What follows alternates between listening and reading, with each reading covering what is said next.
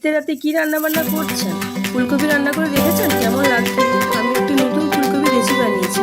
আপনারাও রান্না করে দেখুন, নিরামিষ খেতে ভালো লাগবে। রান্নাটা করতে আমার লেগেছে কয়েকটা গোলমরিচ, তেজপাতা, কাঁচা লঙ্কা, আদা বাটা, পোস্ত বাটা, হলুদ, নুন, তেল, অল্প একটু চিনি, আমুল দুধ লিকুইড 100 গ্রাম, শুকনো 50 গ্রাম।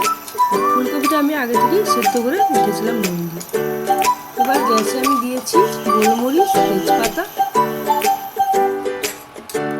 কয়েকটা কাঁচা লঙ্কা।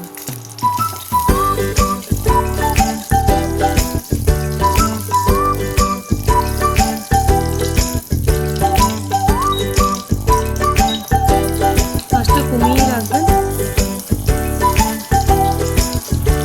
এরপরে আমি দেবো আদা বাটা। আদা বাটার সাথে একটু হলুদ দিচ্ছি, যাতে আদা বাটা ছিটকে না যায়। অল্প একটু জল দেবো, কড়াইতে নিচে লেগে যায়।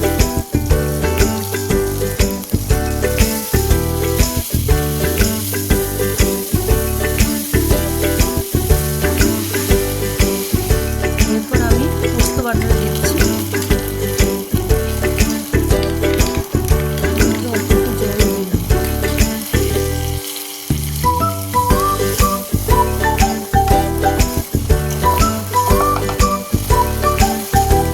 হালকা হাতে নাড়াচাড়া করবেন, নুনটা কমিয়ে রাখবেন। এরপর আমি লিকুইড দুধটা দিলাম।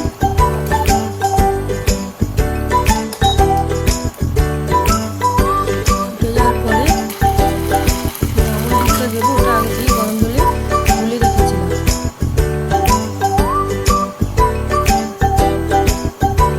অল্প নুন দিচ্ছি স্বাদ মতো। ফুলকপি নুন কম, সেদ্ধর সময় কম দেওয়া থাকে, দেখে দেবেন। আমি চিনিটা দিলাম। ওটা নাড়াচাড়া করার পরে সেদ্ধ করে ফুলকপিটা দিব।